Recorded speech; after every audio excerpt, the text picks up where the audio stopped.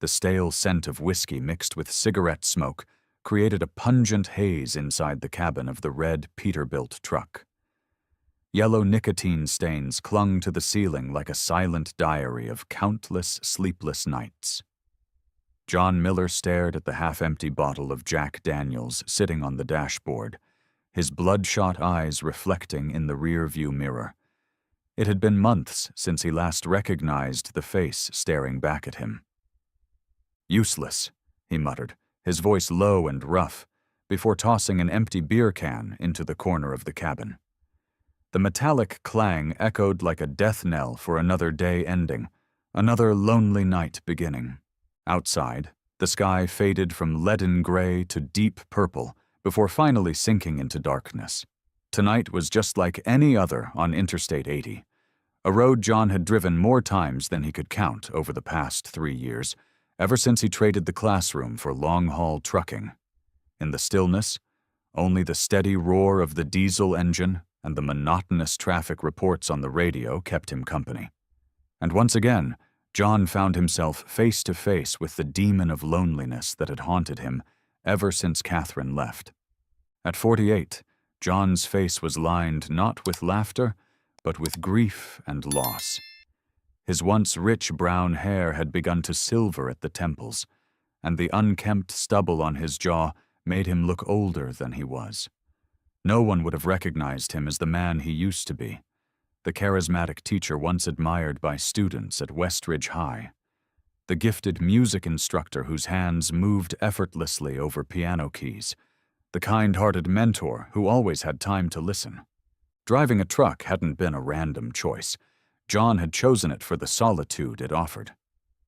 The cramped cabin became his fortress, a place where the world couldn't reach him. The long-haul routes kept him from staying in one place too long, from confronting the ghosts that lurked in the emptiness of his home. Somewhere along the endless highways of America, he found a strange kind of freedom. Freedom from expectations, from pitying glances, and sometimes, if only briefly, from unbearable sorrow. Heavy snowfall is expected along Interstate 80 through the Sierra Nevada tonight. Strong wind advisory in effect for all trucks and RVs. The radio announcer's voice crackled through the speakers. John turned up the volume, not because he cared about the weather, but because he didn't want to hear the whispers of his memories. Tonight, like so many nights before, Catherine's image surfaced once again. Her auburn hair spilling over the pillow, her bright blue eyes shimmering with laughter as she nestled into his embrace. The sound of her laughter, light like silver bells, echoed in his mind. And then, inevitably, the memories shifted to those final days.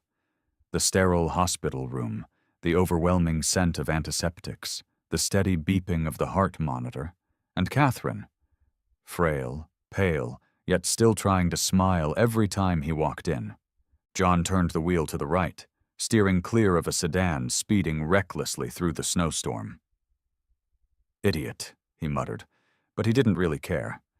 Driving had become second nature, allowing his mind to drift freely into the darker corners of the past. Pancreatic cancer had taken Catherine swiftly and mercilessly, from diagnosis to her final breath. Just 3 months. Not enough time to prepare. Not enough time to say goodbye. The days after the funeral blurred into an endless haze of whiskey, cigarettes, and silent tears. Music, the very thing that had once been his soul, became unbearable. Every Chopin nocturne, every Debussy piece they had loved, was now a dagger slicing through a heart that had already bled dry. "You just need time, John," Principal Wilson had said when John handed in his resignation. "Take a leave of absence. The students miss you. We all do." But he couldn't bear the classroom walls that still echoed with laughter from a past life. He couldn't face the empty chair in the teacher's lounge where Catherine used to sip her tea and lose herself in poetry. So he sold the piano, abandoned his 15-year teaching career, and chose a path as far removed from music as possible. Long-haul trucking. "This is how I run," he admitted one drunken night to Mike, an old trucker in Oklahoma who had taught him the ropes. I'm running from her ghost." Mike, his weathered face carved by years of sun and wind, simply shrugged. "We're all running from something, buddy. That's why we chose these wheels, isn't it?" Maybe the old man was right. For 3 years, the truck's cabin had been John's sanctuary. Every long-haul trip was another way to let sorrow slip away, carried off by the endless stretch of asphalt from the Atlantic to the Pacific. Some nights, driving through the Nevada desert under a sky full of stars, he felt closer to Catherine than ever, like she was right there beside him, a silent companion. Other nights, caught in a relentless downpour somewhere in the Midwest, he screamed at God for taking her away, only to break down moments later, sobbing like a child. 6 months after Catherine's passing, at the deepest pit of despair, John had nearly ended it all. Rain poured down as he stumbled into the empty house, drenched and drunk. The bottle in his hand slipped, shattering on the floor, splintering like his life. He collapsed, sobbing uncontrollably, calling Catherine's name in vain. His trembling fingers reached for his father's old revolver, an heirloom that had never been used, until that night. And then, as if by some miracle, he saw it. A small blue leather-bound notebook tucked beneath the pillow where Catherine used to sleep. A journal he had never known existed. The pages were filled with Catherine's delicate, slanted handwriting, her thoughts, dreams, and fears in those final months. And on the last page, like a message from beyond, "My dearest John, I know you'll find this when I'm gone, and I know the pain will make you want to give up. Don't. Please, my love. Live, not just exist, but truly live. Find the light again. Sometimes angels appear in places you least expect. Open your heart to them. Forever yours, Catherine." That message saved his life that night. And though the road to recovery was long, filled with setbacks and relapses, the journal became his lighthouse, a promise he had to keep for Catherine. Now, as the red Peterbilt rumbled through the winding passes of the Sierra, John reached into the glove compartment. The leather-bound journal, worn and frayed from years of use, was still his most treasured possession. He set it on the dashboard, like a talisman. 2 years sober, he murmured, running his fingers over the cover. 6 months without a cigarette. Small victories, but proof of his promise to Catherine. The pain still lingered, deep and unrelenting, striking without warning. But he had learned to live with it, rather than let it drown him. The snow thickened as the truck climbed higher into the pass. John switched on the high beams, focusing on the road ahead. A small voice in the back of his mind told him to pull into the next rest stop and wait out the storm. But he had a delivery to make. Promises were all he had left in a world that had taken everything from him. What John didn't know, couldn't know, was that before she met him, Catherine had not just been a quiet literature teacher. She had once been a fierce animal rights activist, infiltrating and exposing unethical laboratories. Before she chose a peaceful life with him, she had come dangerously close to unraveling the operations of a secret organization known as Golden Paws. She had buried that past, never telling John, wanting to protect him from the dangers that lurked in its wake. But secrets never stay buried forever. And sometimes, fate has a way of weaving lives together in ways no one can foresee. "Damn it, the snow's getting worse," John muttered, adjusting the wipers as thick flakes began to coat the windshield. He turned up the heat in the cabin, feeling exhaustion creeping in. 20 more miles to the next stop. Hang in there, old man." His gaze drifted, just for a second, to the small photograph taped to the dashboard, Catherine in a floral dress, beaming beside the piano. That smile, even after all these years, still twisted something deep in his chest. "Sometimes angels appear in places you least expect," he whispered, repeating his wife's words, unaware that tonight's journey would change his life forever. The night slowly faded into the past, giving way to a bleak and freezing dawn. The Sierra Nevada mountain range stretched out like a sleeping giant beneath a thick blanket of snow. John rubbed his face, the prickling sensation of his unshaven stubble making him slightly more alert. The dashboard clock read 5:47 a.m., and the digital thermometer displayed the outside temperature, -15 degrees Celsius. "Damn it," he muttered, cranking the cabin heat to its highest setting. Last night, he had stopped at a small rest area outside Reno due to the heavy snow, catching a few hours of sleep in the cramped truck cabin. Now, the pressure to make his delivery on time weighed heavier than ever. The shipment, medical equipment, needed to be in Sacramento by 2 p.m., and with the current road conditions, there wasn't much time to spare. "Focus, Miller," John told himself, starting the engine.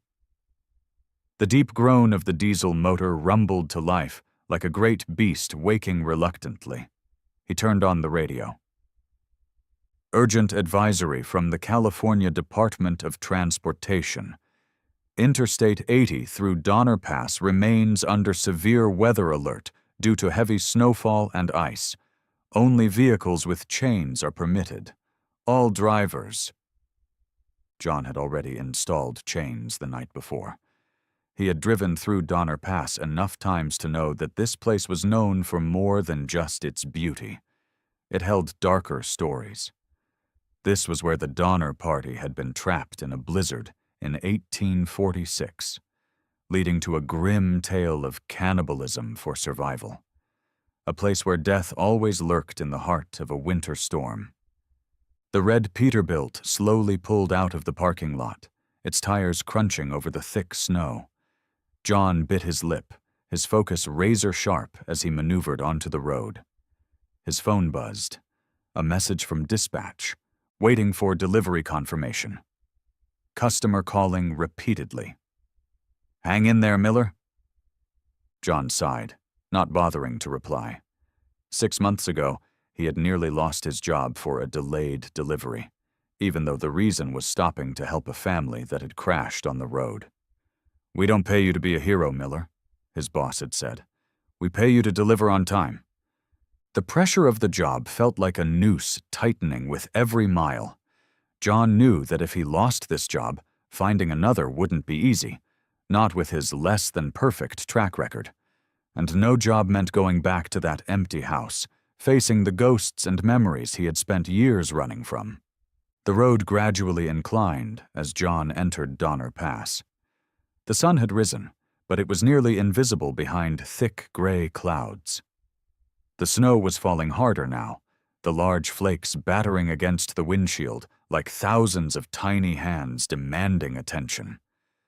The wipers worked at full speed, but they still struggled to keep up. "Hold steady, girl," John murmured to the truck, as if she could hear him. Talking to the Peterbilt had become a habit over the years, a strange comfort in the solitude of the road. "We've been through worse." On either side of the highway, towering pines stood cloaked in white, their branches heavy with snow. The landscape was breathtaking yet eerie, an isolated world of ice and silence. Every turn demanded full concentration. About 30 minutes later, John realized he was almost the only vehicle on the road. Not a good sign.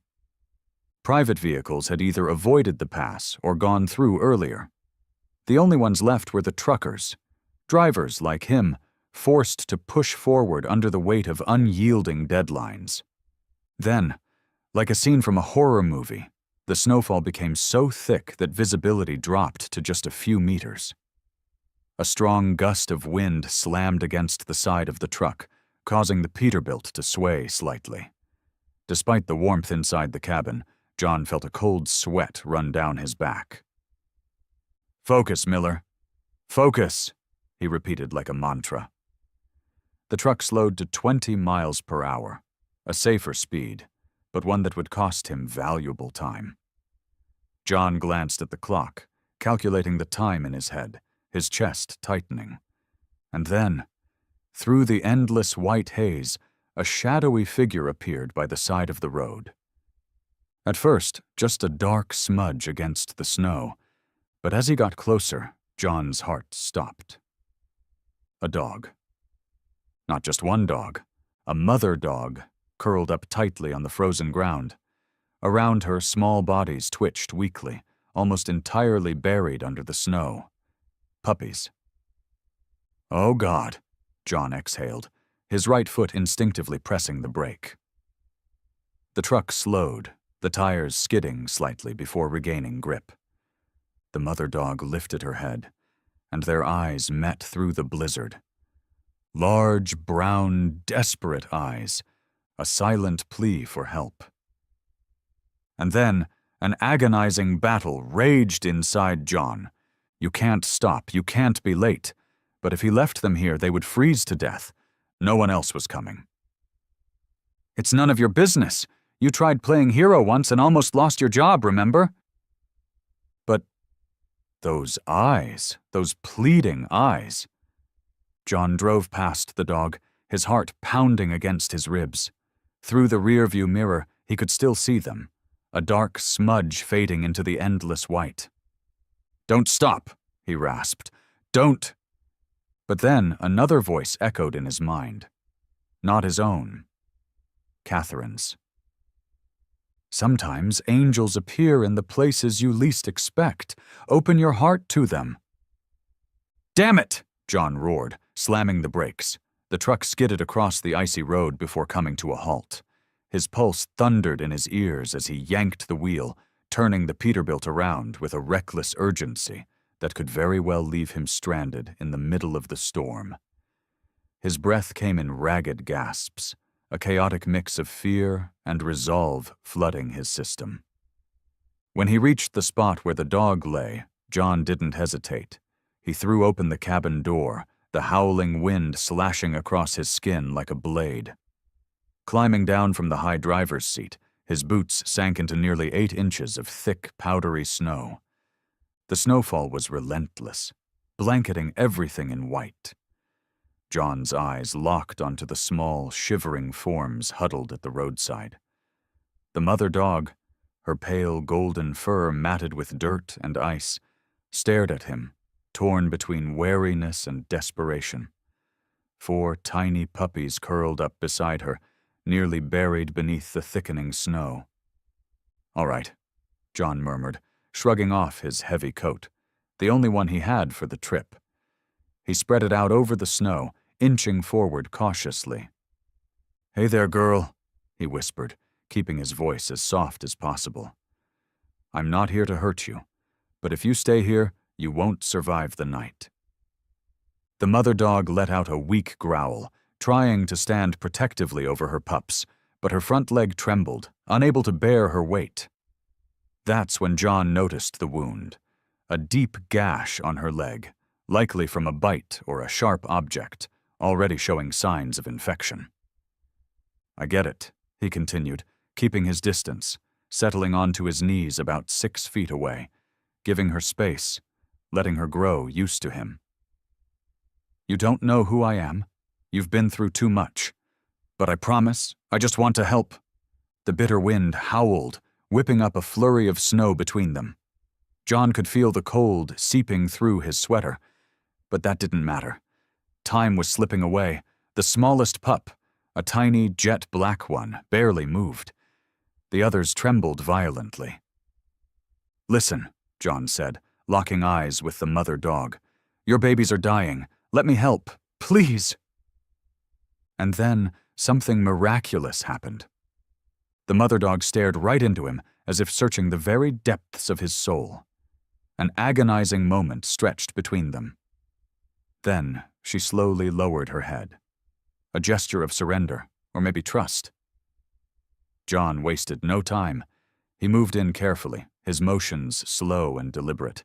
He started with the puppies, tucking them one by one into the coat, bundling them into a makeshift pouch.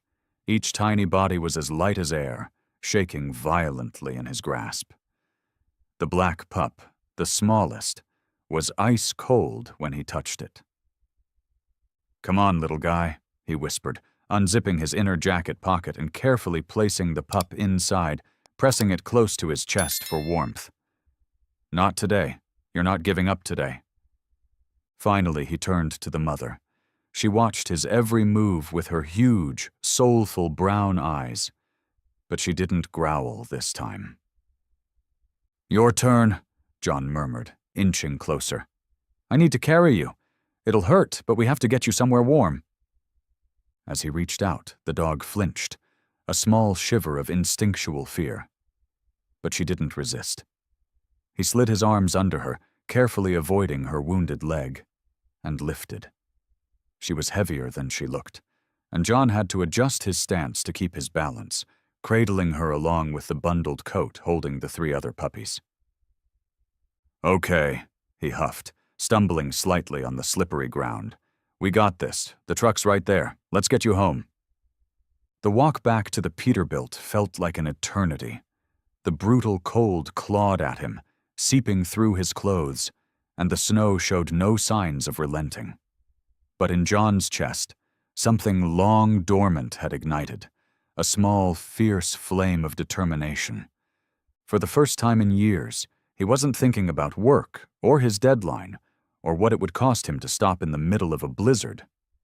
All that mattered were the 5 fragile lives now depending on him. When he finally reached the truck, John struggled to pry open the cabin door. He carefully placed the mother dog onto the passenger seat before gently settling the 3 puppies into a small box he found under the seat, lining it with a spare sweater for warmth. The smallest black pup remained tucked inside his coat, needing more heat than its siblings. "Heat," John muttered, cranking the cabin's temperature to the highest setting. "You'll be warm in no time." The mother dog curled up on the seat, her eyes never leaving her pups.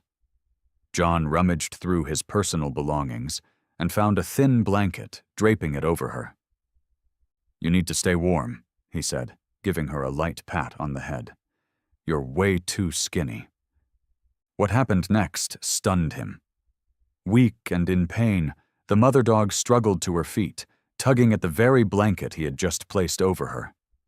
With slow but determined movements, she dragged herself toward the box where her puppies lay, and, using her snout, nudged the blanket down, trying to cover them instead. "No, no," John said, feeling an unexpected lump rise in his throat.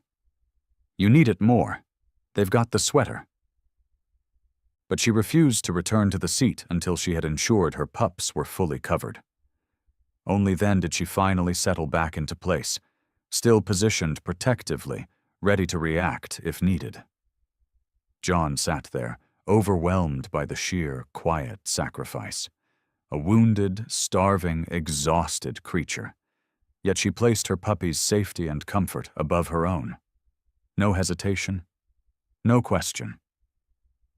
"You're incredible," he whispered, feeling an uninvited tear sting his eyes. "I'm calling you Lucy. You look like a Lucy." The name came out of nowhere, effortlessly. Maybe from a book he'd once read, or a movie he'd seen. But it felt right. John glanced at the dashboard clock. Over an hour had passed since he was supposed to check in. His phone vibrated endlessly with messages from the trucking company, but he didn't care. He had made a decision he couldn't take back. "I might lose my job over this," he said to Lucy, giving her a gentle scratch behind the ear. "But you know what? I don't think I could live with myself if I left you out there." In that moment, as the truck cabin warmed, filled with the soft, fragile breaths of the lives he had saved, John thought about the past 3 years of his life. The empty apartment in Denver where he spent his days off. No photos, no plants, only the bare necessities. The long, lonely nights in his truck, with only the radio for company. The silent meals at roadside diners, watching families laugh together but never looking too long. He had been living like a shadow, a ghost since Catherine's passing. But now, looking at Lucy and her pups, at how, even in her desperation, she still cared for them. John felt something tighten in his chest. A strange sensation, one he didn't immediately recognize. Purpose. The small black puppy stirred inside his coat, letting out a faint whimper. John carefully pulled it out to check. Its eyes remained shut, but its tiny body was warmer now, its heartbeat stronger beneath his fingers. "You're gonna be okay, little guy," John murmured, stroking its head gently. "We all are." He had no idea what lay ahead. No idea if he'd still have a job, no idea what he would do with these 5 new lives in his care. But in that moment, with the storm raging outside and warmth slowly spreading through the cabin, John Miller knew he had done something right for the first time in a long time. "Sometimes angels appear in the places you least expect," he recalled Catherine's words, running his fingers over Lucy's fur. "Today I found 5 angels in the snow." Lucy gazed up at him, and in her weary brown eyes John saw something, a flicker of gratitude, trust, and maybe, just maybe, the promise of companionship. A bond had been formed, a connection between lost souls who had found each other in the middle of a snowstorm. John started the engine, determined to find shelter for his newfound family. The storm clouds still loomed heavy, but for the first time in years, he could see a faint light on the horizon. The Pine Tree gas station emerged from the blinding white storm like an oasis of light. Its neon green sign, shaped like a pine tree, flickered weakly in the blizzard, but to John, it shone like a lighthouse in the middle of a raging sea. He carefully maneuvered the Peterbilt into the nearly empty lot, the engine groaning as he cut the ignition. "We made it," John murmured to Lucy, the mother dog curled up on the passenger seat, her brown eyes never leaving her pups. "I'm going to see if I can find something to help you guys." Lucy lifted her head, exhausted but still alert.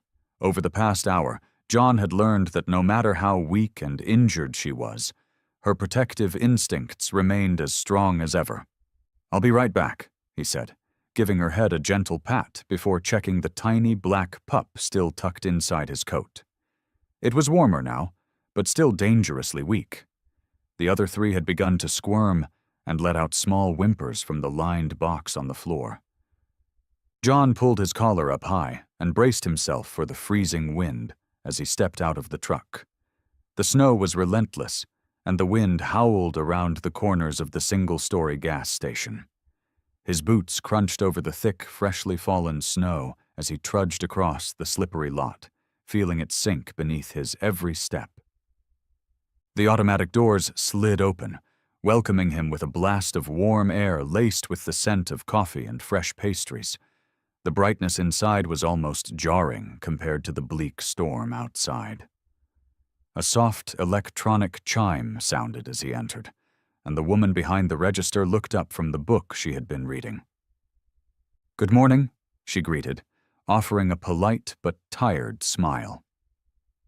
The name tag on her uniform read, Sarah P. "Can I help you?" "Coffee's fresh and still hot." John approached the counter, noticing that the place was completely empty aside from the 2 of them. "Thanks," he rasped, his voice rough from hours of silence. I need help.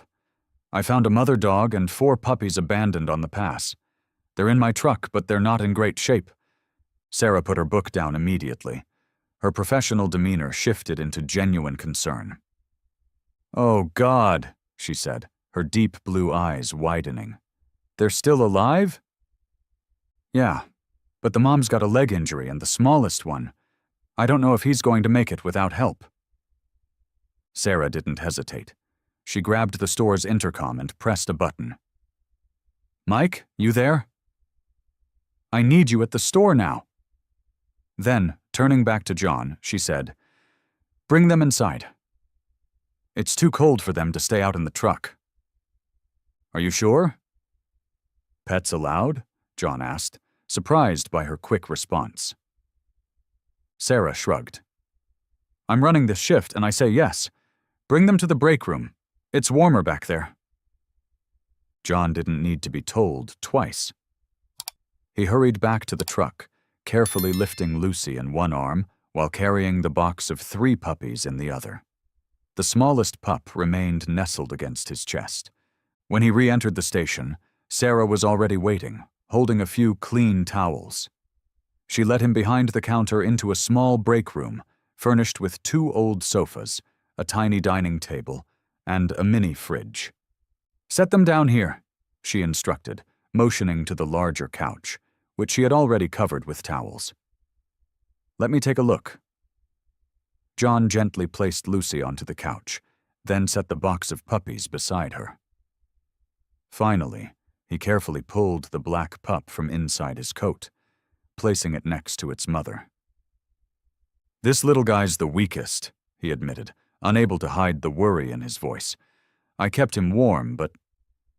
Sarah knelt beside the couch, her eyes scanning the dogs with quiet expertise. Her movements were swift and confident, like someone who knew exactly what they were doing. I studied biology, she said, as if sensing John's unspoken question. Animal biology, before I had to drop out because of... She hesitated, waving a hand as if brushing aside the past. Anyway, I know a thing or two about creatures like these. Thank God, John exhaled. I don't know anything about dogs. I just knew they needed help. Sarah carefully examined each puppy before shifting her focus to Lucy. The mother dog allowed her to touch, but her watchful brown eyes never left Sarah's hands. The leg wound needs cleaning, Sarah noted, inspecting the deep cut. It's mildly infected, but not too bad yet. She's tough. I named her Lucy, John said, suddenly feeling self-conscious. It just seemed to fit. Sarah smiled. Lucy, that's a good name. The door swung open abruptly, and a tall, broad-shouldered man in a grease-streaked mechanic's jumpsuit strode in. He had a thick beard, a weathered face, and a small scar on his chin. His sharp blue eyes immediately scanned the room with suspicion. Sarah, what the hell's going on? He stopped mid-sentence as his gaze fell on John and the dogs. What the hell is this? Mike, this is... Sorry, I didn't ask your name. Sarah turned to John. John Miller. Truck driver. John found these dogs abandoned on the pass, Sarah explained. They need help. Mike, the name embroidered on his grease-streaked mechanic's uniform, looked John up and down, his gaze sharp and assessing. John was used to looks like that.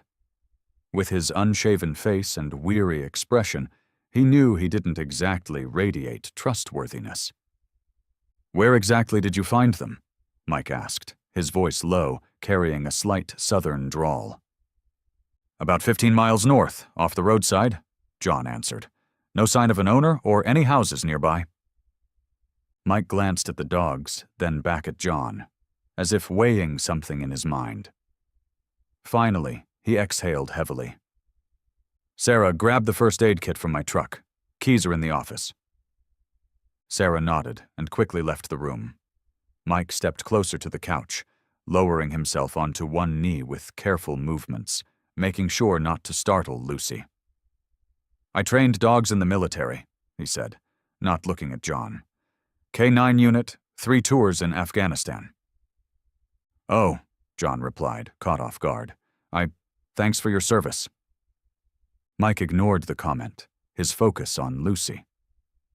Easy, girl. I won't hurt you, he murmured, his voice suddenly softer than John expected.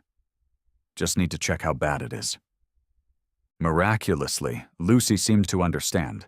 Her body relaxed slightly, allowing Mike to inspect her wound. Bite mark, Mike stated firmly. Not a cut from something sharp.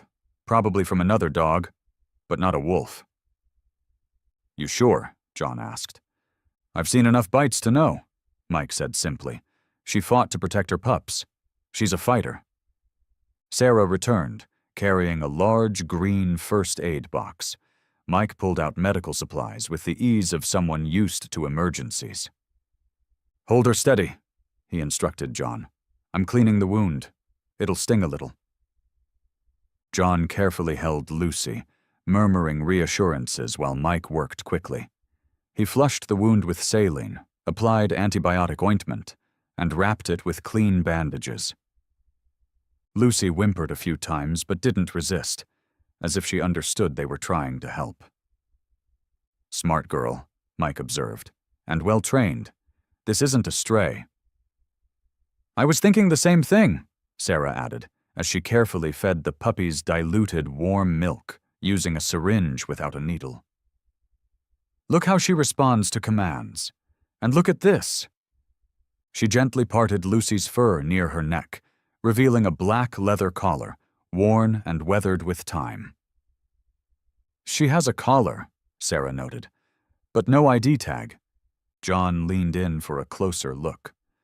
The collar was thick, well-made, but scuffed from exposure to the elements. No name tag, no contact info. "Wait," Sarah muttered, frowning as she turned the collar over. "Look here."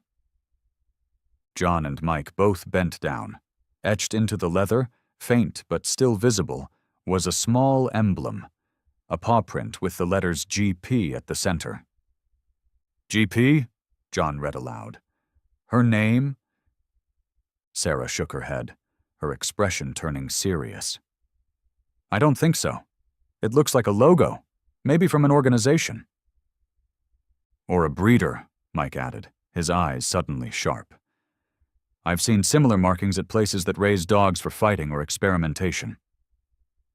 A chill ran down John's spine. "Experimentation?" Sarah nodded grimly. "Some research facilities use dogs for medical and pharmaceutical testing. Most are legal and follow ethical regulations, but—" She hesitated. "There are places that don't." Mike had turned his attention to the puppies, gently checking each one. "They're stronger than the mother, just cold and hungry, except for this little guy." He was holding the smallest black pup, the one John had kept warm in his coat. The tiny body lay limp in Mike's large hands, its breathing shallow. "Is he going to be okay?" John asked, his voice tense. Mike didn't answer immediately. He carefully placed a stethoscope against the pup's fragile chest, listening closely. "Hard to say," he finally admitted. "There's fluid in his lungs, early signs of pneumonia. He needs a real vet, not just first aid." "Where's the nearest animal clinic?" John asked, looking between Sarah and Mike. "Truckee," Sarah said. "About 25 miles west. But in this storm?" "They might have closed due to the blizzard," Mike said bluntly. "And this little guy shouldn't be moved in these conditions. We need to stabilize him first." Sarah bit her lip, thinking. "I can call Jenny. She's a vet tech in Reno. She might have some ideas." "Do it," Mike nodded, then turned to John. "You need to eat something. It's morning now and you look like you're about to drop." John suddenly realized just how hungry and exhausted he was. He couldn't even remember the last proper meal he'd had. But the thought of leaving the dogs, even briefly, made him uneasy. "I don't know," he hesitated. "Lucy still doesn't fully trust me, and if I—" "She'll be fine," Mike cut in, his tone gentler than before. "I'll stay with them. Soldiers don't abandon their teammates, and right now these dogs are your team." John met the former soldier's gaze and saw something rare. Genuine sincerity. There was something about Mike, despite his rough exterior, that made John trust him. "All right," he nodded, standing up. "Thanks. Really, thank you both." Sarah smiled. "Go grab some coffee and a sandwich. On the house. You saved 5 lives today. That's not something everyone would do in a storm like this." John stepped out of the break room, feeling oddly displaced leaving the dogs behind, but knowing they were in good hands. At the doorway, he paused, glancing back at Lucy. The mother dog watched him with those deep brown eyes, as if trying to say something. John gave her a small nod, a silent promise that he would return. Once John was gone, Mike turned to Sarah, lowering his voice. "GP, I'd bet on golden paws." Sarah frowned. "The lab that got shut down last year?" Mike nodded. "We both know they never really shut down, just went underground." "Should we tell him?" Sarah asked, glancing toward the door John had walked through. "Not yet," Mike said after a long pause. "He's been through enough for one day. Besides," he looked down at Lucy, his expression unreadable. "We need to be sure before we do anything." Outside the break room window, the storm raged on, a wall of white hiding the world beyond. But John Miller had no idea that the snow wasn't just concealing the landscape. It was hiding dark secrets, slowly unraveling from the collar of an abandoned dog.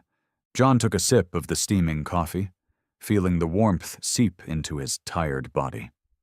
Standing by the large window of Pine Tree gas station, he gazed outside at the relentless blizzard. His red Peterbilt sat alone in the nearly empty lot, slowly being swallowed by the accumulating snow. The chicken sandwich he had just eaten was the first real food he'd had in nearly 18 hours, and his stomach gratefully accepted it. He hadn't realized how hungry he was until he took that first bite. "The weather isn't letting up," Sarah said as she approached, phone in hand. "Forecast says this will keep up at least until tonight." John sighed. "Guess I'm not making my delivery on time. What are you hauling?" "Medical equipment for a hospital in Sacramento. Supposed to be there before 2 p.m. Sarah glanced at the wall clock. Almost 10 a.m.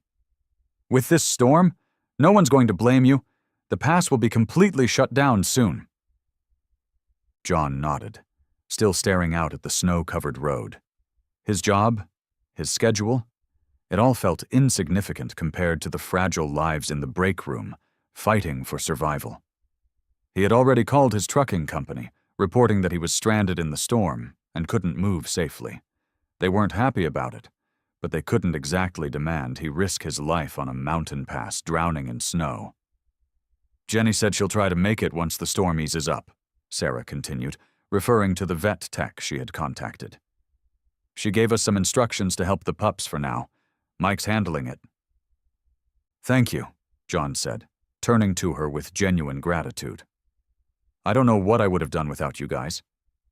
Sarah smiled, but before she could respond, her expression suddenly froze. Her gaze locked onto something outside, past John's shoulder. "What is it?" John asked, picking up on her sudden tension. "A car just pulled in," Sarah murmured, voice low, almost wary. "Black SUV, not a regular."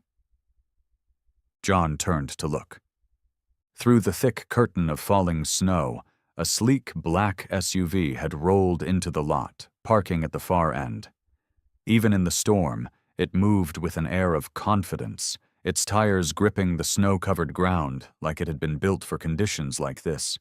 A vehicle like that wasn't here by accident. "Maybe just a traveler passing through," John said, but something about the SUV unsettled him. Maybe it was the way it parked far from the entrance, or the deeply tinted windows, so dark he couldn't see inside. Sarah didn't reply. She kept watching, her fingers subtly brushing over the button on the radio clipped to her uniform, as if preparing to call Mike. The driver's door of the SUV opened, and a tall man in a long black coat stepped out. He wore sunglasses despite the overcast sky, and a baseball cap pulled low, nearly obscuring his face. He stood for a moment, surveying the gas station, then pulled out a phone and spoke briefly into it. "I don't like this," Sarah murmured, pressing the radio button. "Mike, can you come to the front?" Black SUV in the lot. Static crackled. Then Mike's voice came through, serious and firm. "On my way. Stay inside." John turned to Sarah, surprised at both of their reactions. "What's going on? Do you two know that car?" Sarah didn't take her eyes off the man outside. "Not sure, but we've seen a similar SUV around here a few times this past week. Never gets gas, never comes inside, just watches." The back door behind the counter swung open, and Mike emerged, his expression hard. He stepped up beside them, his veteran instincts kicking in, eyes locked on the man in the lot. "Same one as before," he said in a low voice. "Different plates, but same car." "You're sure?" Sarah asked. Mike nodded. "Small dent on the right front bumper. Same spot as the one that parked near my shop 2 days ago." John looked between the two of them, sensing the tension. "Who is he? Undercover cop? DEA?" Mike shook his head. "Doesn't feel like their style. Too obvious." Outside, the man pocketed his phone and started walking toward the gas station. His movements were deliberate, confident, unaffected by the thick snow beneath his boots. John noticed how Mike's right hand had drifted toward his waist, where a small bulge beneath his jacket hinted at a concealed weapon. "He's coming in," Sarah said quietly. The automatic doors slid open, and the man stepped inside, bringing a blast of icy wind and a swirl of snowflakes with him. Up close, he was about 35, with sharp features and a faint scar on his chin. As he pulled off his sunglasses, steel-gray eyes scanned the store with a calculating gaze.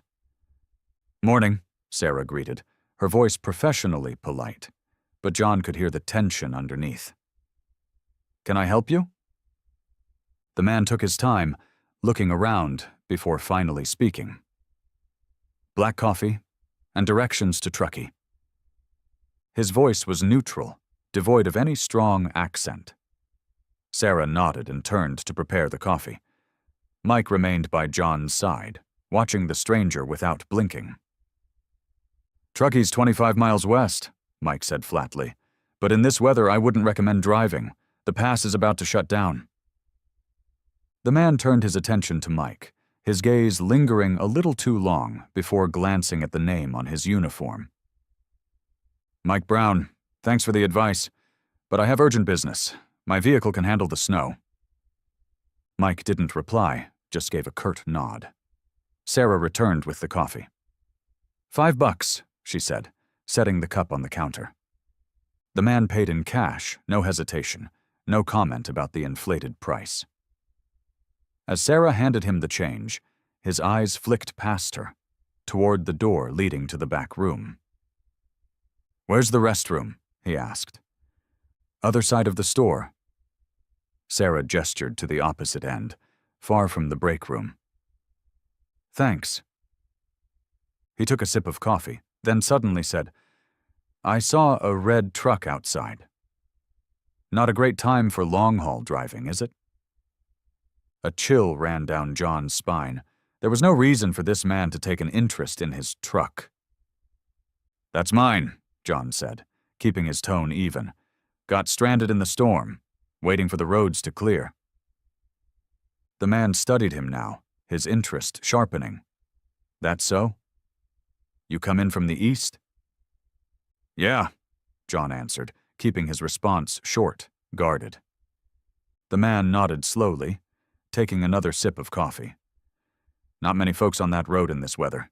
Didn't see anything interesting on the way, did you?" John felt his body tense, every instinct on high alert. Mike shifted, stepping slightly so that he partially blocked the view toward the back room.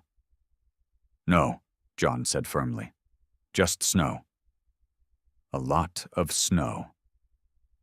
The man stared at John for a moment longer, then suddenly smiled, but the expression never reached his cold, gray eyes. "Of course. Thanks for the coffee." He turned and walked toward the restroom. John, Mike, and Sarah stood in tense silence, waiting. 5 minutes later, the man emerged, gave them a curt nod, and exited the store without another word. All three of them watched from the window as he returned to the SUV, spoke briefly to someone inside, someone they still couldn't see, then got into the driver's seat. The vehicle rolled out of the lot slowly, disappearing into the swirling white storm. "What the hell was that?" John asked as soon as the SUV was out of sight. Mike didn't answer right away. Instead, he grabbed his radio. "Charlie, you there?" Static crackled, followed by a male voice. "This is Charlie. What's up, Mike?" "A black SUV is headed your way in the next few minutes. Nevada plates, starts with LMN. Track where it goes." "Copy that," Charlie replied. "Black SUV, Nevada plates starting with LMN. I'll keep an eye on it." Mike clipped the radio back to his belt and turned to John and Sarah. "Charlie's a friend, retired sheriff. He lives out at the ranger station about 5 miles west of here." "Who do you think that guy was?" John asked. Mike and Sarah exchanged a look before Mike spoke. "Not sure, but this is the third time we've seen that same SUV in the past week. First time was near my garage in Cisco.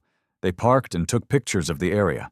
Second time was 2 days ago, parked outside this gas station just watching. And now he's asking me if I saw anything interesting on the road," John muttered, the pieces clicking into place. "You think they're looking for Lucy and the pups?" "It's possible," Sarah said, her face tight with concern. "We should check on them." The three of them hurried back to the break room. Lucy lifted her head as they entered, ears perking up in alertness. The puppies were still curled up in their makeshift bed, sleeping soundly. Even the black one, who looked a little stronger after the emergency care Jenny had suggested. "They're okay," Sarah sighed in relief. "We need to move them," Mike said, scanning the room as if looking for possible exits. "If they come back and search the place—" "Search?" John frowned. "They have no legal authority." Mike gave him a knowing look. "Some people don't need legal authority to do whatever they want, Miller. Trust me." John glanced at Lucy and the puppies, a new kind of fear settling in. Not for himself, but for these fragile little lives. What had these dogs been through? Who was looking for them? And why? "Where do we take them?"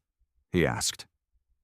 "I can put them in my truck, but if they come back—" Mike's radio crackled to life again. "Mike, it's Charlie. That SUV just passed my station. Didn't stop, but it slowed down. 2 men inside, both wearing black. Looked like private security." "Which direction?" Mike asked. "West, toward Truckee, but—" "But what, Charlie?" "They pulled over about half a mile past me. Looks like they're on the phone. Can't tell if they're coming back. I'll keep tracking them." "Thanks, Charlie. Stay in touch." Mike turned off the radio, his face grim. "We don't have much time." "My house," Sarah said suddenly. "It's behind the gas station further back in the woods. No one knows I live there except Mike and a few friends. We can move the dogs there." "But the snow," John started. "There's a trail through the forest," Mike said. "I know the way. 1/2 mile walk, but hidden from the road." John looked at Lucy, then out the window at the blizzard. Taking the weak dogs outside in this weather was risky, but leaving them here, with those men possibly coming back, even worse. "All right," he decided. "How do we do this?" "I'll stay here and run the store," Sarah said. "It'll look suspicious if all 3 of us disappear. Mike will take you and the dogs to my place. I'll come when my shift's over." Mike nodded in agreement. "We'll bring meds and food. Miller, can you carry Lucy? I'll take the pups." "Yeah," John said, stepping towards the mother dog. She watched him carefully but no longer looked afraid. "Let's go, girl. We need to move." Lucy seemed to sense the urgency. Without needing much coaxing, she stood, despite the pain in her leg. John gently lifted her into his arms, while Mike carefully wrapped the puppies in a thick, insulated bag to keep them warm. "Wait," Sarah said, running outside and returning with 2 heavy coats. "Here, These were left behind by customers. Put them on." John and Mike quickly pulled on the coats. Sarah hugged John briefly, then Mike. "Be careful," she whispered. "I'll warn you if they come back." "Take the back way," Mike instructed, leading them through a narrow door at the end of the break room. They stepped into a short hallway before reaching the rear exit of the gas station. When Mike pushed it open, a blast of icy wind rushed in like a frozen tide. Outside, the snow still fell thick, but at least the winds had calmed. "Stay close and step exactly where I step," Mike said, moving forward. "There's a frozen creek near here. Dangerous if you don't know the path." John nodded, holding Lucy tighter against his chest, and followed Mike into the snow-laden forest. As they disappeared among the towering pine trees, John couldn't help but think about the strange series of events that had brought him here. A few hours ago, he had been just another lonely trucker, trying to push through a snowstorm. Now, he was on the run from unknown men, cradling an injured mother dog, protecting 4 helpless puppies. A day ago, he would have thought this was insanity. But as Lucy buried her head against his chest, seeking warmth and safety, John knew he had done the right thing. No matter what danger lay ahead, he wasn't abandoning them. "Hang in there, Lucy," he murmured into the wind. "We're gonna make it." And maybe, just maybe, for the first time in years, John Miller didn't feel entirely alone. Sarah's cabin nestled deep in the forest, its wooden structure barely visible under the thick layers of snow covering its roof. Though small, the place radiated a comforting warmth as Mike pushed open the door, stepping inside with John and Lucy following. Inside, the fireplace still held glowing embers from earlier that morning, casting a soft heat that pushed away the bitter cold from their half-mile trek through the storm. "I'll get the fire going again," Mike said, setting the bag containing the puppies onto a couch draped in a wool blanket. "Lay Lucy down near the heat." John did as instructed, gently lowering Lucy onto a thick rug in front of the fireplace. The mother dog stretched out wearily but kept her eyes locked on the bag containing her pups, worry evident in her expression. "They're right here, girl," John reassured her, stroking her head. Mike added more wood to the fireplace, the flames rising into a warm golden glow, crackling softly in the quiet cabin. He turned back to John. "Bring the little ones over. They need the warmth, too." Carefully, John retrieved the puppies, one by one, placing them onto the soft blanket near Lucy. The 3 larger pups, a golden brown one, a black and white spotted one, and a gray one, immediately curled up beside their mother, instinctively seeking her warmth. Lucy licked them, checking them over with a mother's careful touch. But the smallest black puppy, the one John had kept warm in his coat, remained still. Its breaths were faint, almost undetectable. "This one's in trouble," Mike murmured, kneeling down to examine the fragile pup. "Body temperature's too low. Breathing sounds rough." John felt an icy fear settle in his gut.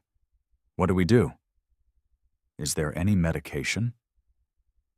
Mike shook his head. "He needs a real vet, not just makeshift first aid. Jenny said she'd try to make it, but with this weather—" John looked at the tiny pup, so delicate, so close to fading away. A new determination burned in his chest. "I'm taking him." "What?" Mike turned to him, stunned. "Through the storm?" "My Peterbilt can handle the snow," John said firmly. "If the Truckee vet clinic is open, I can get him there. It's only 25 miles, right?" Mike stood, studying him. "You're willing to risk your life for a puppy you met this morning?" The question hung in the warm air of the cabin. John looked down at Lucy, watching her lick her smallest pup with quiet desperation. He met Mike's gaze. "I've let too many things go in my life," John said quietly. "I've run away for too long." Mike didn't press further. Maybe he recognized the same kind of grief in John's voice, the kind of loss that never really left. "All right," Mike said at last. "But you're not going alone. I'm coming with you." "You don't have to. It's not for you," Mike cut in. "It's for him. I know how to keep him stable during the drive. And besides..." He glanced toward the window, where the storm still raged outside. "With those guys in the black SUV hanging around, it's safer if we go together." John nodded, grateful. "What about Lucy and the others?" "They'll be safe here. Sarah will be here after her shift, probably in about an hour. I'll leave a message for her." The decision was made quickly. John carefully lifted the tiny black pup, feeling its fragile, flickering life within his hands. "Hang in there, little guy," he whispered. "We're going to find help." Lucy raised her head, her deep brown eyes pleading silently. John knelt beside her, resting a hand gently on the mother dog's weary head. "I promise I'll take care of him," he said softly. "I'll bring him back. You take care of the others." As if understanding his words, Lucy gave his hand a small lick, then turned her attention back to her remaining pups, curling her thin body protectively around them. Meanwhile, Mike scribbled a quick note for Sarah, while John carefully wrapped the black puppy in a soft, warm cloth. Mike retrieved a specialized pouch from the medicine cabinet. "Emergency heat pack," he explained, "used in the military to transport blood and vaccines. It'll help keep the little guy warm." They placed the pup inside the insulated pouch, leaving just enough room for its tiny head to breathe. Mike also packed a small medical kit and a bottle of warm water. Before leaving, John paused, glancing back one last time at Lucy and her 3 remaining pups, nestled together by the fireplace. The small family, safe and warm, formed a stark contrast to the raging blizzard beyond the cabin walls. A strange emotion stirred in his chest, something he hadn't felt in a long time. Responsibility. A sense of duty, not just for himself, but for someone else's life. "We'll be back," he promised, though he wasn't sure if he was speaking to Lucy or to himself. The journey back to Pine Tree gas station was harder than before. The snow had thickened, covering their previous footprints. Mike led the way, his experience as a former soldier guiding him even when all traces of a path had vanished. John followed closely, one arm holding the heat pouch securely, the other gripping nearby branches for balance. When they finally reached the station, Sarah was already waiting near the back door, her face tight with worry. "Thank God you're both okay," she exhaled. "That black SUV came back." John and Mike exchanged tense glances. "What did they do?" Mike asked. "They just drove slowly through the lot, looking around. Didn't stop. But they were searching for something." "Or someone," John muttered, tightening his grip on the pouch. "We need to get to Truckee now," he continued. "This puppy needs a vet immediately." Sarah nodded. "I already called my friend at the Truckee clinic. They're still open, handling a few emergency cases from the storm. Dr. Anderson agreed to see you as soon as you arrive. I told him everything." "Thanks, Sarah," John said, feeling an overwhelming sense of gratitude. "The clinic's at the south end of town," Sarah continued, handing a slip of paper to Mike. "I wrote the address down." "We should move," Mike said, glancing outside, scanning the lot for any sign of the SUV. "With the weather like this, it'll take us at least an hour to get there." "I'll watch over Lucy and the others," Sarah promised. "Just get him to safety." John nodded, feeling an unexpected bond forming between him and these strangers. "Thank you. For everything. We'll call as soon as we can." They moved quickly toward the truck lot, where John's red Peterbilt was nearly buried beneath the accumulating snow. Mike helped clear the windshield and lights, while John kept his grip firm on the insulated pouch, feeling the faint but steady breath of the tiny pup inside. "Stay with me, little guy," John murmured, feeling the fragile life struggling beneath his fingers. "We're gonna find help." Once the snow was cleared, John climbed into the driver's seat, carefully placing the heat pouch between the seats. Mike pulled himself into the passenger side, shutting the door behind him, cutting off the sound of the howling wind. "Haven't been in a rig like this in a long time," Mike noted, glancing around the cabin. It was neatly kept, but eerily empty. No personal items, no pictures, just the bare essentials and an old book resting on a small shelf. John fired up the engine, the Peterbilt roaring to life with its familiar deep growl. "I live on the road," John said simply. "Don't need much." Mike nodded, not pressing the subject. Instead, he checked the pup in the heat pouch, adjusting the fabric slightly. "We should give him a name," Mike said suddenly. John blinked. "A name?" "He's fighting to survive," Mike said, his voice uncharacteristically soft. "A fighter deserves a name." John was quiet for a moment, watching the snow swirl outside. Then, after a pause, he said, "Ben."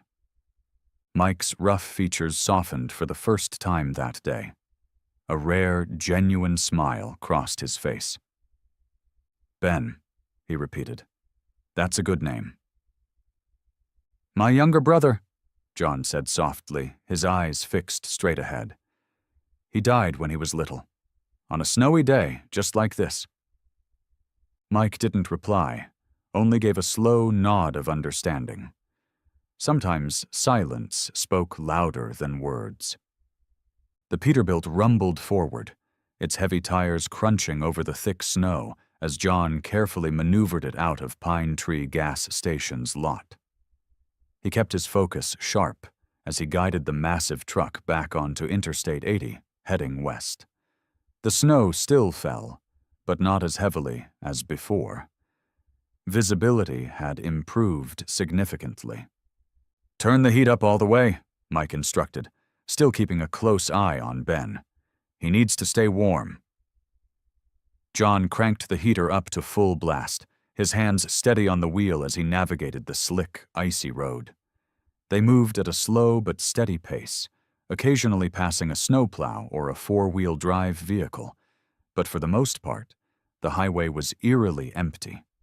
For 20 minutes, they drove in near silence, speaking only briefly about Ben's condition. Then, suddenly, Mike sat upright, his gaze locked onto the side mirror. "There's a car behind us," he said, his voice tense. "Closing in fast." John flicked his gaze to the rearview mirror. Sure enough, a vehicle was approaching, too quickly for the icy conditions. As it drew closer, his chest tightened. The black SUV. "Well, shit," Mike muttered. "They found us." "How the hell did they know where we were going?" John asked, nudging the accelerator slightly, though he knew he couldn't risk too much speed on the treacherous road. "They could have followed us from the gas station, or—" Mike trailed off, his face darkening. "Or they already knew we'd be taking Ben to a vet." A cold shiver ran down John's spine. "You think they're after the dogs?" "I'm not sure," Mike admitted, his jaw clenched. "But considering the GP logo on Lucy's collar and how persistent they are—" He shook his head. "We're caught up in something bigger than we realized." The SUV was getting closer, now only about 5 car lengths away and steadily closing the distance. John gritted his teeth, trying to push the Peterbilt a little faster, but he couldn't afford to lose control. "What do we do?" he asked, feeling the situation slipping out of control. Mike pulled out his phone. "I'm calling Charlie. Let's see if he can help. Meanwhile, just keep driving steady. Don't let them know we've spotted them." John nodded, gripping the wheel tightly. He glanced at the insulated pouch beside him, where Ben lay motionless, unaware of the danger creeping closer. The next stretch of highway passed in unnerving tension. The black SUV kept its distance, never trying to pass them, but never falling too far behind. Mike had a brief, clipped conversation with Charlie before hanging up. "Charlie's reaching out to a friend at the Truckee police station," he said. "But with this weather, we can't expect much help." "At least we'll make it to the vet," John said, trying to cling to that one bit of hope. "Dr. Anderson can help Ben." As if hearing his name, Ben let out a faint whimper. Mike immediately checked him, his face growing more concerned. "His breathing's too fast," he said, pressing a hand lightly against Ben's frail chest. "And he's burning up." "Fever? But I thought he was freezing before?" "It's what happens when the body warms up too fast after hypothermia," Mike explained, reaching into the medical bag. "And it could mean infection, pneumonia, just like I was afraid of." A new kind of fear gripped John. Is he going to make it? Mike didn't answer immediately. He carefully dripped medicine into Ben's tiny mouth, gently stroking his throat to help him swallow. "He's a fighter," Mike said finally. "But we need to get to that clinic as soon as possible." John pressed the gas a little harder, pushing the Peterbilt forward. Every minute felt like an eternity. Ben was fighting for his life, and behind them, the black SUV loomed like a shadow.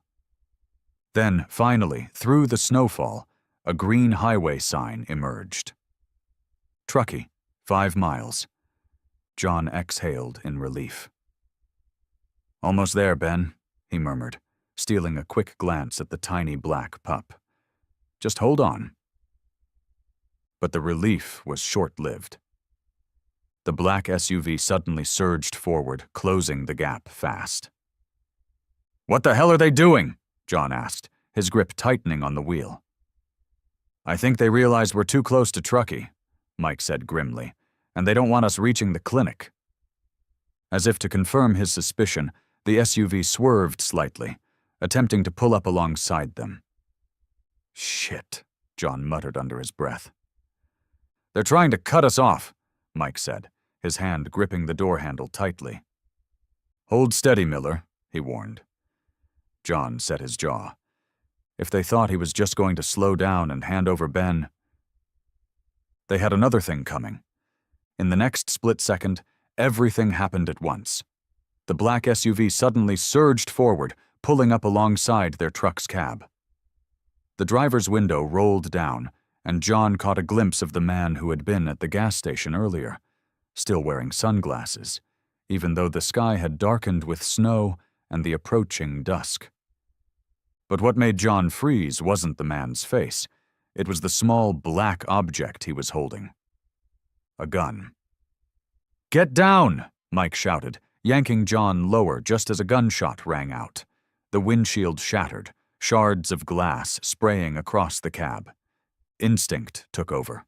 John swerved the wheel hard to the right, slamming the truck into the SUV's side. Metal screeched against metal as the two vehicles collided. The SUV skidded on the icy road, momentarily losing control, just enough for John to slam on the gas and push the Peterbilt forward. "Take him!" Mike yelled, shoving the insulated pouch with Ben into John's hands. "I'll distract them. You get Ben to the clinic." "What?" No exclamation mark, John protested. But Mike was already reaching for the passenger side door, the freezing wind and snow whipping into the cabin. "Take the next exit!" Mike shouted over the storm. "The clinic's at the end of the road, blue building. Sarah already called ahead." Before John could argue, Mike jumped from the moving truck, hitting the snow and rolling out of sight. Almost simultaneously, the black SUV slammed its brakes, swerved hard, then veered off the road. Not after John, but after Mike. John had no time to process what had just happened. He clutched Ben's heat pouch to his chest with one arm, gripping the wheel with the other, driving through the freezing wind now cutting straight through the shattered windshield. "Hold on, Ben," he murmured, his fear and desperation mounting. "Please, just hold on." The Truckee exit sign appeared through the blizzard. John turned sharply, following Mike's instructions. Every second counted. Ben was barely moving inside the pouch, his breaths shallow and weak. Then, through the swirling snow, a beacon of light emerged. A small blue building with an illuminated sign, Anderson Veterinary Clinic. John hit the brakes hard, the truck skidding before coming to a stop right in front of the entrance. He jumped out without bothering to lock the door, clutching the heat pouch tightly as he ran. The wind howled around him, snowflakes clinging to his hair and clothes as he burst through the clinic doors. A middle-aged woman behind the reception desk looked up, startled. "I need Dr. Anderson," John rasped, out of breath from the cold and panic. "Sarah from Pine Tree called ahead. This is an emergency." The woman didn't hesitate. She immediately pressed a button under the counter and spoke into a small intercom. "Dr. Anderson, the emergency from Pine Tree is here." Almost instantly, a door at the back of the clinic swung open. A tall man with silver hair and a white lab coat stepped into view. "Bring him in," he said without hesitation, leading John into a small but well-equipped exam room. John gently placed Ben's pouch on the exam table, carefully unwrapping the tiny black-furred puppy. Ben lay still, his eyes closed, his breathing so faint it was barely noticeable. Dr. Anderson moved with practiced efficiency, his hands expertly assessing the tiny body, his stethoscope pressed against Ben's fragile chest. "Severe pneumonia," he said after a few moments, "and hypothermia still hasn't fully reversed. He's in shock. We need to act immediately." He turned to the vet tech who had just entered the room. "Melissa, oxygen, IV antibiotics, and warming pads. Monitor his heart rate closely." Melissa nodded and rushed to prepare the equipment, while Dr. Anderson continued his examination. "Is he going to make it?" John asked, his voice barely above a whisper. Dr. Anderson looked up, his blue eyes reflecting both concern and honesty. "I won't lie to you," he said. "His condition is critical. We'll do everything we can, but you should be prepared." "No," John cut him off, his gaze locked on Ben. "He's a fighter. He's going to make it." Dr. Anderson held his gaze for a moment, then nodded. "Then let's help this little fighter survive," he said. "You can wait in the lobby. I'll update you as soon as possible." John hesitated, but finally stepped back, giving one last look at Ben. Before leaving the room, he bent down and whispered into the pup's tiny ear. "Hold on, little guy. Lucy's waiting for you. We're all waiting for you." In the waiting room, John sat quietly. He tried calling Mike, but couldn't get through. Sarah's phone went straight to voicemail. Worry about Ben mixed with worry about Mike, who was online to help them escape the mysterious black SUV. After nearly an hour of anxious waiting, Dr. Anderson stepped out, his expression serious but not grim. "Ben is stable," he announced. "We've put him on respiratory support and high-dose antibiotics. His body temperature is gradually returning to normal." "Thank God," John breathed, his legs nearly giving way from relief. "However," the doctor continued, "tonight will be critical. If he makes it through, I believe his chances of recovery will be high." "Can I stay with him?" Dr. Anderson nodded. Of course, sometimes a familiar presence can make all the difference. As the doctor led John back into the treatment room, he saw Ben lying on a heated pad, surrounded by medical equipment. A small oxygen mask covered his muzzle, 4 lines running into his tiny front leg. He was still weak, but his chest rose and fell more steadily now. "We need to discuss the cost of treatment," Dr. Anderson said gently. "With a case this severe, the overnight monitoring, the medication, and—" "How much?" John cut in. "It could go up to $2,000, the doctor admitted, looking slightly uneasy. "I know that's a lot to spend on a dog you just met today." John didn't hesitate. "Do whatever it takes. I'll pay." Dr. Anderson regarded him with newfound respect.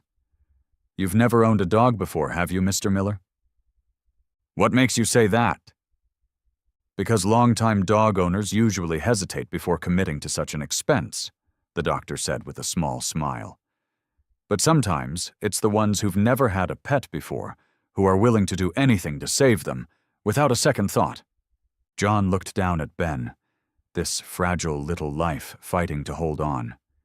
He thought of Lucy, of the 3 other pups, of Mike risking his life to protect them, of Sarah and her quiet kindness.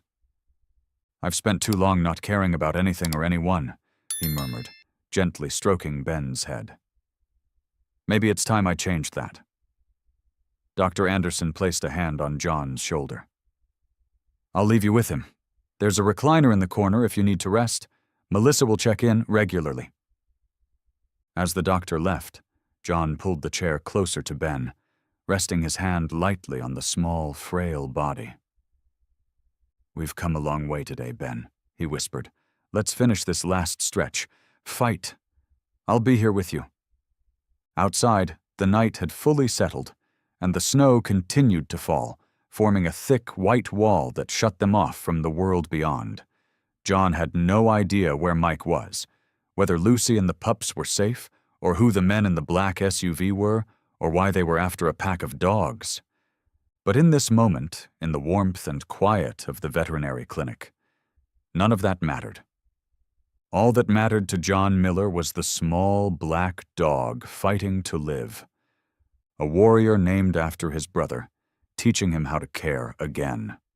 "I won't let you fight alone, Ben," John vowed, gently holding the pup's tiny front paw. "Not ever again." And for the briefest moment, it seemed as though Ben stirred, his delicate paw tightening just slightly in John's hand, a small but powerful sign that this battle wasn't over yet, that this fragile life was holding on with everything it had. The clock on the treatment room wall ticked steadily, marking each passing second in what felt like the longest night of John's life. Outside the window, the snowfall had stopped, leaving behind a crystal-clear night sky, stars reflecting off the unbroken blanket of white. Inside Dr. Anderson's small clinic, only the soft glow of monitoring lights and the rhythmic beeping of the heart monitor filled the silence, a quiet reminder that Ben's battle was still ongoing. John sat in the chair beside the treatment table, his head bowed in a state of half-sleep, half-vigil. Melissa had suggested multiple times that he rest in the waiting room, where it was more comfortable, but he had refused. He had made a promise to Ben, and John Miller was not the kind of man to break his word. The quiet creak of the door pulled him from his foggy drowsiness. Dr. Anderson stepped inside, still wearing his white coat, but now with a thick blue sweater underneath, a shield against the frigid Sierra Nevada night. "You're still up," the doctor noted softly, moving towards the treatment table where Ben lay. "I promised I'd stay with him," John answered simply, stretching his aching back after too many hours in the same uncomfortable position. Dr. Anderson nodded, offering no further comment. He checked the monitors, then placed his stethoscope gently against Ben's chest, listening intently. "His breathing has improved," the doctor observed, "and his body temperature has stabilized. These are good signs." John exhaled, the tension in his chest loosening. "So he's going to make it?" "I think so," Anderson said, a tired smile breaking through. "This little guy has a strong will to live." "He's a fighter," John murmured, echoing Mike's words, a strange sense of pride swelling inside him. The doctor continued his examination, carefully lifting one of Ben's eyelids and shining a small medical light into the pupil. Then he froze. His expression shifted from satisfaction to surprise. "What is it?" John's heart clenched, worry surging back. Dr. Anderson didn't answer immediately. He checked Ben's other eye, his brows furrowing in confusion before he finally stepped back. "That's strange," he murmured. "His eyes? What about them?" John stood, moving closer. "It's not exactly a problem," the doctor said slowly. But it's not normal either. When I first examined him, his eyes were dark brown. But now... He gently lifted Ben's eyelid again, tilting his head so John could see. Under the glow of the medical lamp, Ben's eyes were no longer the deep brown John remembered. Instead, an unusual silvery blue shimmered in the light, a thin ring of brown still encircling the pupil. "I've never seen this in a dog before," Anderson murmured, almost to himself. "Heterochromia is usually genetic. It doesn't change like this, but his eyes seem to be shifting." "Is that normal?" John asked, unsure how to process what he was seeing. The doctor shook his head. "Number, not at all." He turned and retrieved a small handheld scanner from a cabinet. "I want to check for a microchip. Most dogs have one." John nodded, remembering how Sarah had checked Lucy and found nothing. Dr. Anderson passed the scanner over Ben's neck and shoulders, pausing when the device emitted a quiet beep. "He has a chip," the doctor said, sounding satisfied. "That should help us track down his owner." "But?" John asked, picking up on the hesitation in his voice. "But this isn't a standard identification chip," Anderson explained, staring at the device's tiny screen. "This number doesn't match any pet registry I know of, and there's a strange marking, GPX14.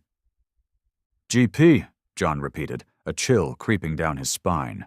"Like the one on Lucy's collar." Dr. Anderson looked at him curiously. "Lucy is Ben's mother?" "Yeah," John confirmed. "She had a leather collar with a paw print logo and the letters GP. Mike, the guy who came here with me, thought it might be from a research facility." The doctor was silent for a moment, his fingers tapping thoughtfully against the scanner. Then he turned toward the clinic's computer, typed in a few searches, and frowned. "I think I need to run a few more tests," he finally said, returning to Ben's side. "Nothing invasive, but it might help us understand what makes this little guy so unique." John nodded, and for the next hour, he watched as Dr. Anderson carefully conducted a series of tests, drawing a small blood sample, inspecting Ben's eyes with specialized lenses, and even performing a full-body thermal scan. "The blood test results will take a few hours," Dr. Anderson said as he finished. "But there are some things I can already tell you."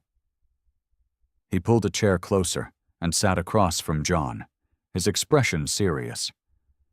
"Ben is not an ordinary dog." John frowned. "What do you mean?" "The thermal scan showed that he can regulate his body temperature unusually fast, far beyond what any Labrador should be capable of. That's how he survived for hours in the snow. A normal puppy his size and age wouldn't have stood a chance." John looked down at Ben, a new sense of wonder creeping in. "You think this has something to do with that black SUV? The people looking for Lucy and the pups?" "Very likely," Dr. Anderson nodded. "Mr. Miller, in my 30 years as a veterinarian, I've seen strange cases. But Ben, his traits aren't natural." John stiffened. "What do you mean, not natural?" The doctor lowered his voice, as if wary of unseen ears. "I believe Ben is genetically modified. The signs, his changing eye color, his ability to regulate body temperature, even his resistance to severe pneumonia, these aren't traits that naturally occur in dogs." It felt like someone had thrown ice water in John's face. "Are you saying Ben is an experiment?"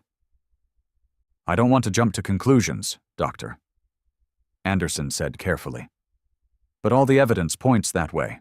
And the GP marking on both his chip and Lucy's collar, I think I've heard of it before."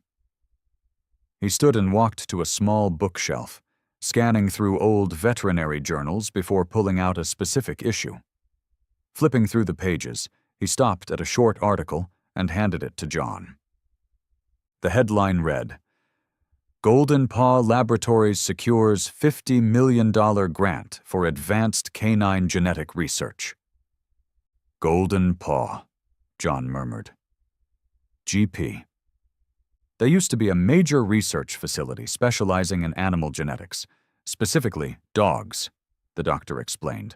They were known for studies on lifespan extension, immune system enhancements, even intelligence boosts in canines. But he hesitated. But what? John pressed. They shut down about a year ago after multiple allegations of unethical testing, Dr. Anderson continued. There were rumors that they weren't just improving existing traits, but creating entirely new abilities. It crossed ethical and legal boundaries. John turned his gaze back to Ben, the small creature sleeping peacefully, completely unaware of the secrets locked within his tiny body. So Ben is one of their successful experiments? Possibly, the doctor admitted. The X-14 designation on his chip suggests he might be part of a specific test line. That would also explain why someone is looking for him, and Lucy. These dogs could be incredibly valuable. Valuable enough for someone to shoot at my truck and chase us through a snowstorm? John asked, anger simmering beneath his words. Any breakthrough in genetics could be worth millions, even billions of dollars, Dr. Anderson sighed. People have done far worse for money. At that moment, Ben stirred, letting out a soft whimper. Both men immediately turned toward him as his tiny body shifted. His eyes fluttered open. Ben, John whispered, stepping closer and gently resting his hand on the puppy's head. Ben's eyes opened fully, and John sucked in a breath. They were no longer a mix of brown and blue. Now they were entirely silver blue, glowing faintly under the clinic's light, an almost metallic sheen in their depths. They were unlike any dog's eyes John had ever seen. Too intelligent, too aware. "This is unbelievable, Doctor," Anderson murmured. "His eyes have completely changed. I've never seen anything like this in any animal." Ben stared at John, and for a fleeting moment, something passed between them. Something deep, something beyond words. This wasn't just a dog's gaze, it was knowing, understanding. "Hey there, little guy," John said softly, his throat tight. "Welcome back." Ben let out a quiet sigh and licked John's hand, a simple gesture that carried more meaning than words ever could. He had fought his way back from the edge of death, and now he was here, looking at John with absolute trust.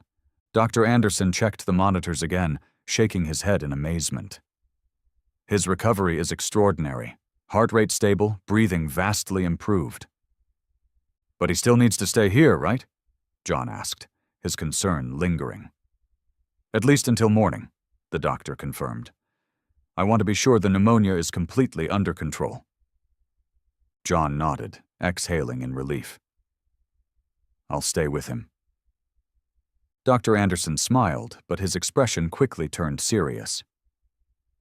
"Mr. Miller, I think we need to talk about what happens next." "What do you mean?" "If Ben is truly the result of genetic experimentation, and if someone is actively looking for him, enough to use force." The doctor hesitated, searching for the right words. "You could be in danger, and not just you, Ben, Lucy, and the other pups as well." John looked down at Ben, who gazed back with those striking silver-blue eyes. "I won't let anyone take him," he said firmly, "or Lucy, or any of them." "I understand how you feel," Anderson said gently, "but we're dealing with people who clearly have no qualms about using violence, possibly trained professionals." "So what do you suggest I do?" John asked. "Surrender?" "Hand Ben and Lucy over to people who will treat them like test subjects." Dr. Anderson shook his head. But you need help. You can't handle this alone." "Mike," John suddenly remembered. "I need to find Mike. He jumped out of the truck to draw the black SUV away. I don't even know if he made it out alive." "And I have a friend in the state police," Anderson added. "Someone I trust completely. I can call him, explain the situation. Carefully." John was silent for a moment, weighing his options. Trust didn't come easily to him, especially when it came to law enforcement, not after years of living on the road, seeing too many people abused by a system that claimed to protect them. But he also knew Anderson was right. He couldn't fight this alone. "All right," he finally agreed. "But be careful. We don't know who might be involved in this." Dr. Anderson nodded in understanding and headed for the door. "I'll make the call now. In the meantime, you should get some rest. Ben is stable, and the nurses will keep an eye on him." As the doctor left, John turned back to Ben, gently running his fingers through the soft black fur. Ben looked up at him with those strange silver-blue eyes, filled with trust and something deeper.